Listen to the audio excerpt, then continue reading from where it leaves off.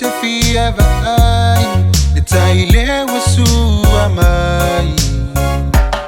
ole yangi mai o matangi timunga mai o langi ole mafai lava luno fuma utangi o ola unegi mama uangoto le moana ai o fa longo ole a e malanga sawia lautene ole ata fama vai wa ole mautinoa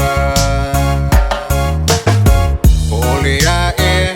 se aso ite to sa wai fangaloa ole o te fia mautinoa te fia mautinoa fa peo ki vai ke yongi yalangi o sala oila rupe oila rosa saka fuli le lua le unga ai pe ka isa o ye saku ma pe ka mo fai longa unga we ke wela pele sa o mo fu fa ai ke ka fola unga nge ka sang isaki ai filis ki ai lo sa si vai e fa o lo makai ke we kang 69 le sa e fai fa mo le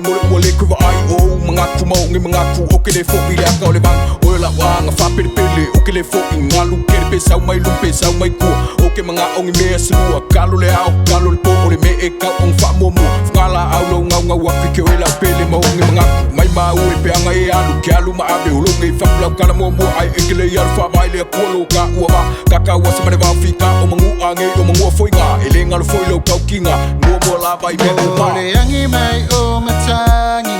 timunga mai o langi ole mafai lava luno fuma utangi o ola unegi mama uangoto le moana ai o fa longo ole a e malanga sawia lautene ole ata fama vai wa ole mautinoa ole a e se aso ite to sa wai fangaloa ole o te fia mautinoa te fia mautinoa